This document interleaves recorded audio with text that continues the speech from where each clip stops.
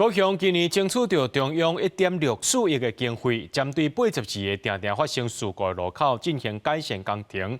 伫自由黄昏市设高雄头一个挖角护栏，要改善民众安全。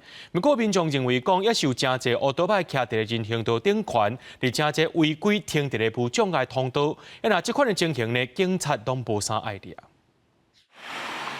大江暗头啊，高雄自由黄昏市啊，4颗连灯，不管是买菜或者是过路的车，是有够多。这个路口常常发生交通事故。最近高雄市政府进行路口交通的改善计划，伫咧自由甲民主路口，即马有加到3个这种挖角的护栏，加强对用路人的安全保护。这嘛是高雄头摆设立这种挖角的护栏。我觉得对于阻挡这一块，它是有起到帮助的。因为这个路口车子真的太多了，而且 常常会有车子莫名其妙冲上人行道，我觉得没办法阻止机车上人行道这样子，因为会骑的人还是会骑上来。民众表示，设定挖角护栏了后，是有感觉较安全。不过，若是拄到有人甲乌多摆徛起来人行道，要甲因小闪身的时，就要加较注意。也阁有人是直接甲乌多摆停伫咧无障碍通道，现场观察有4种人士全找无空间、找无路通出来，无障碍通道全变做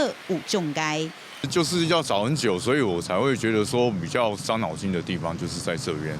这个不是只有我一个人在反映，其实也有很多民众也在反映说，对他们的出入也很不方便。警察执法的处地，会当来用这个开单，还是讲用劝导的方式啊，互咱遮附近的民众慢慢较早无好的习惯，会甲乌多摆停伫人行道这种的习惯，会当慢慢改掉。